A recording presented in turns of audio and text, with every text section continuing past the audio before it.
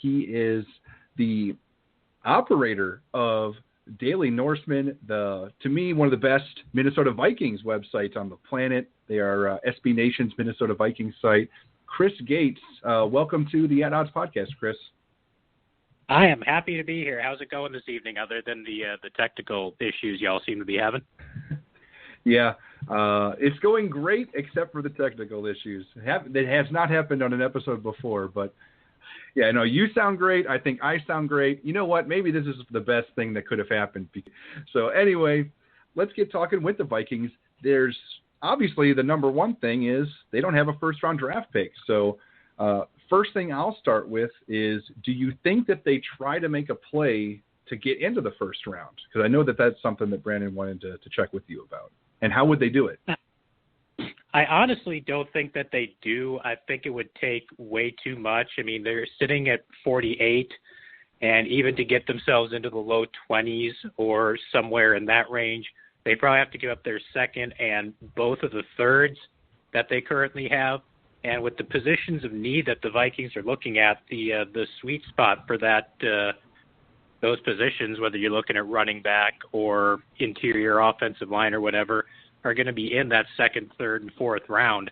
And so I don't think it's worth giving up a shot to potentially get three players that could contribute just to try to take a stab at one guy earlier on in the draft.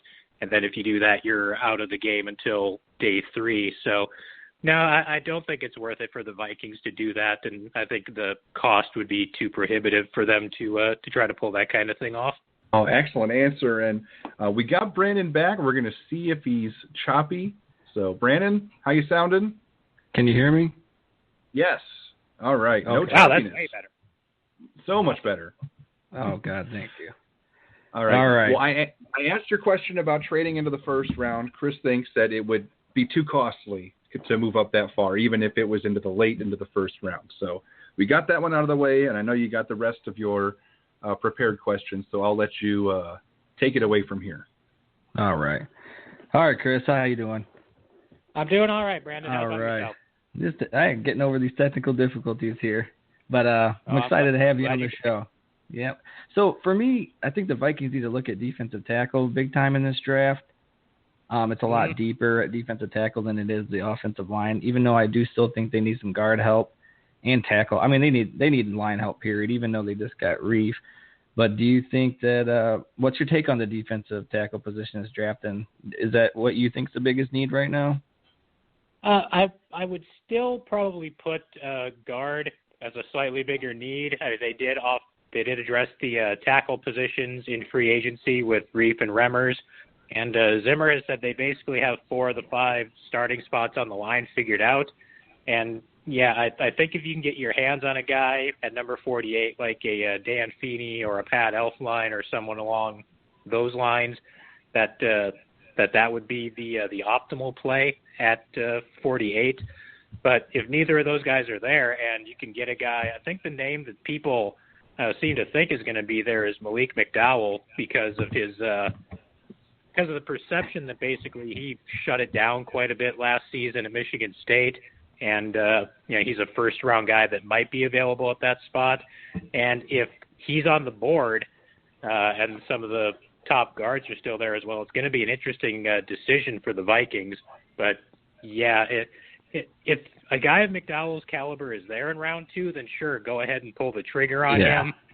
If he's not, then, shore up your offensive line and look for the defensive tackles later on, I think.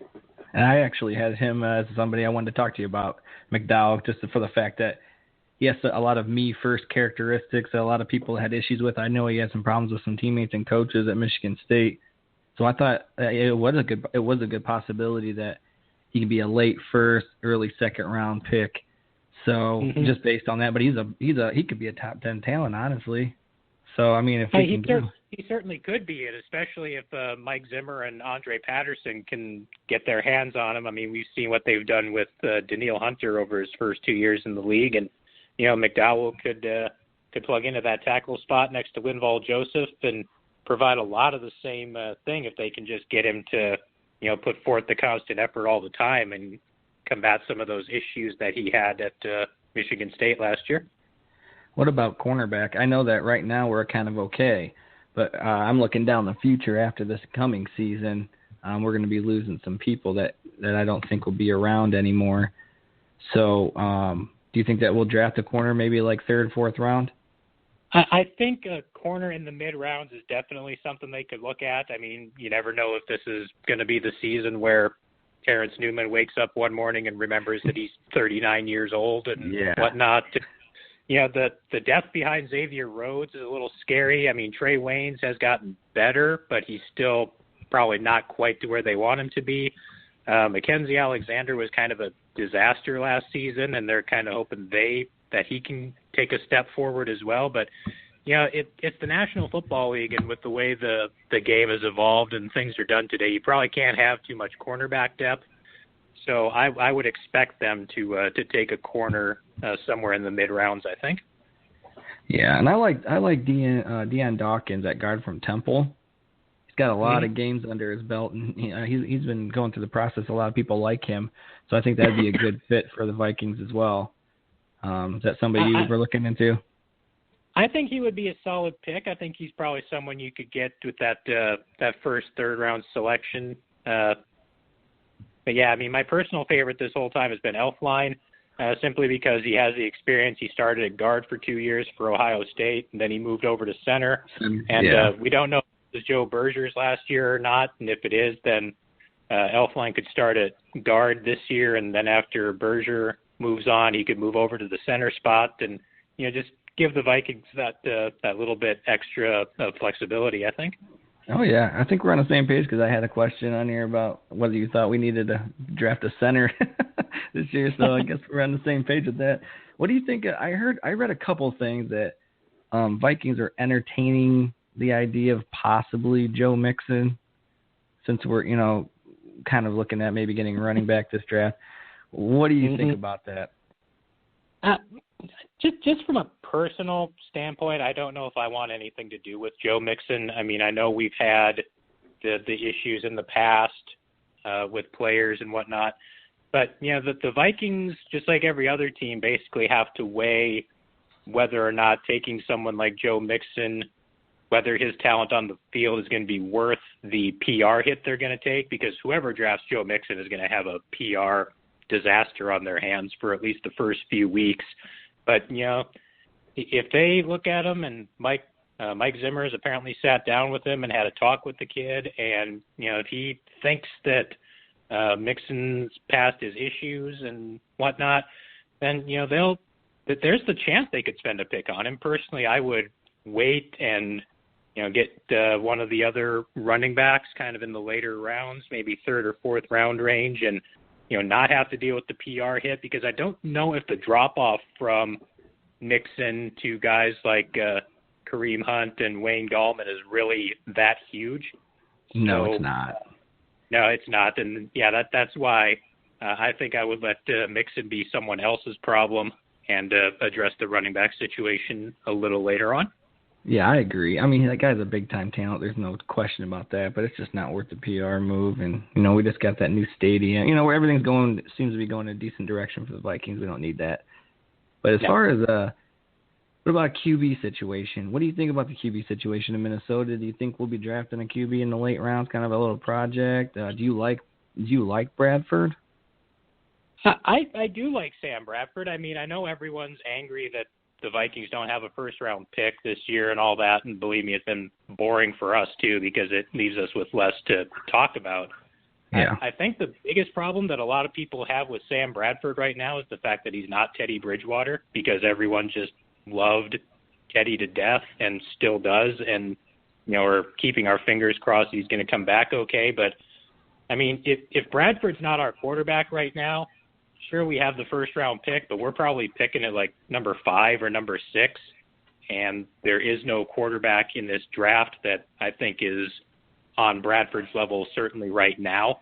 So it's nice to have Bradford around.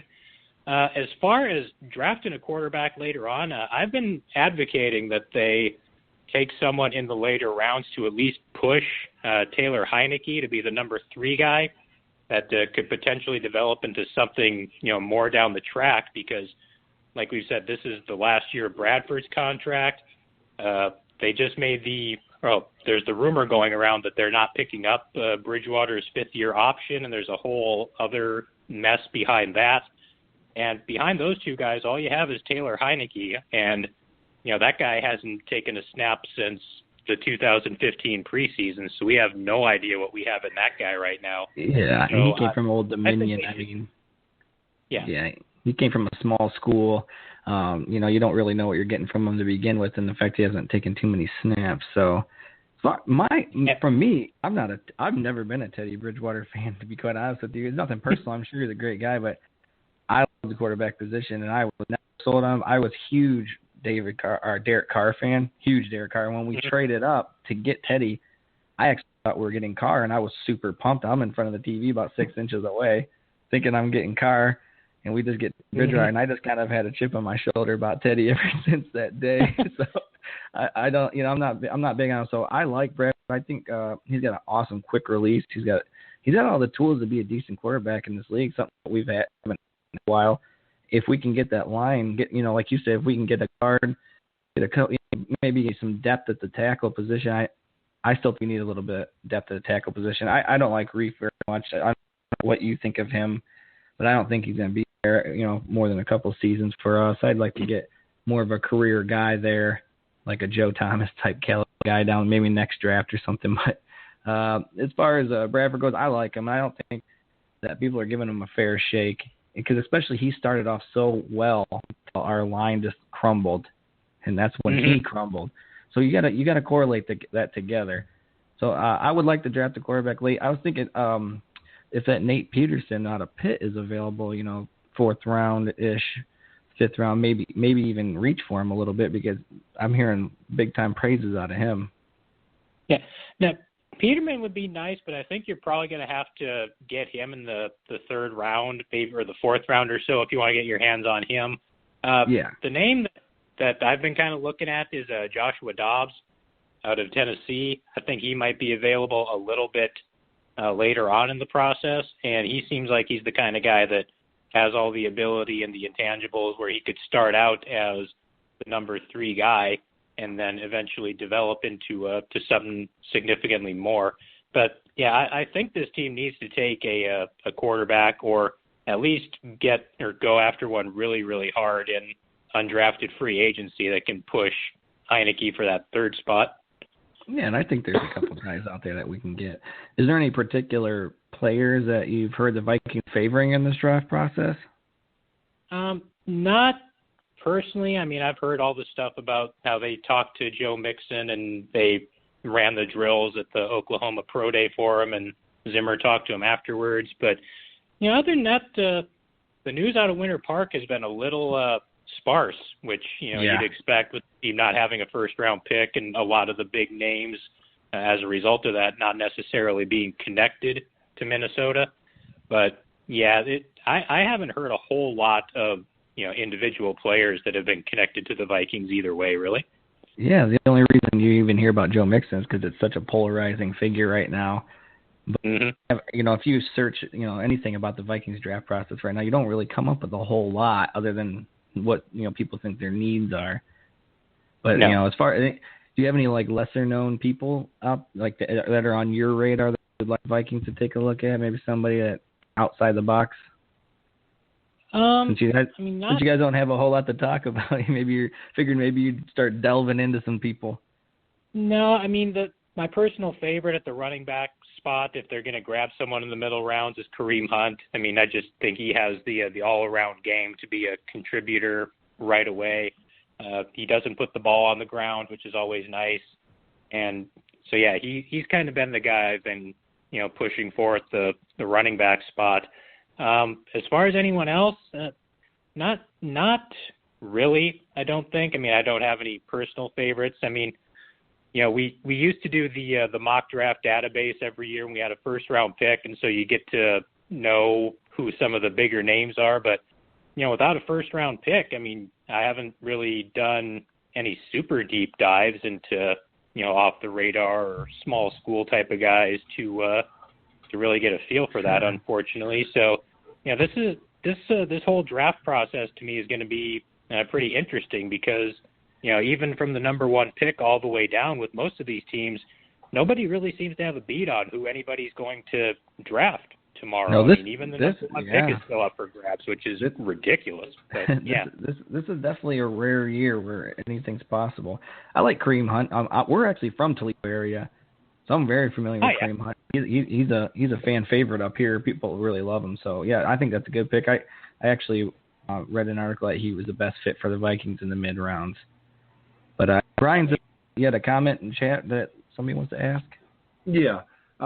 Because the Vikings don't have the first rounder, is it possible that maybe they could take advantage of somebody that maybe got a red flag, like a Jabril Peppers, a Gary and Conley? If somehow they dropped completely out of the first round, what would you think about them using their second round pick on one of those guys? Conley's situation is kind of, it's something you probably don't want to touch quite yet because, that whole thing really hasn't, he's looking at serious, criminal charges at this point. As far as Peppers, I don't want to say all he did, but, comparatively all he did was have a bad sample at the combine. And, there's excuses for what happened, whatever. And, eventually what happened is going to come out. But, if you look at those two guys, I don't think Peppers is anywhere in near as severe a situation as someone like Conley might be, just based on, what the potential is for repercussions from what they've done. But, we looked at guys like, McDowell really doesn't have red flags, off the field. He's just looking at personal, shutting it down kind of stuff. We talked about Joe Mixon. Guys like that. And again, you have to, each team is going to do their own sort of risk reward. What are they willing to accept? What are they willing to not accept? And, Mixon, with all the stuff that has gone on with the Vikings recently, I don't see him as being a guy that they would take. Apparently he's still on their draft board, but he just doesn't strike me as the kind of guy that the Vikings are going to jump on given the opportunity. No, I agree with you on that. I like McDowell pick. It's one of those things where maybe he just gets the right mentoring from our team, and then that can change that attitude problem completely around. Because as far as athleticism and ability, he's a freak athlete. He's big, and he'd be a hell of a pick if you can snag him in the second round. That'd be a steal. Kind of like when we got Moss. Kind of like when we got Moss at 21. That was a steal of a steal right there. That guy should have been top 3 pick. But character issues, yeah. But what do you think of Peterson leaving? Does that bother you or? Not really. The league has evolved, and Adrian Peterson really hasn't evolved with it. We've gone over what his abilities are. He still doesn't pass block well. He doesn't run out of the shotgun well.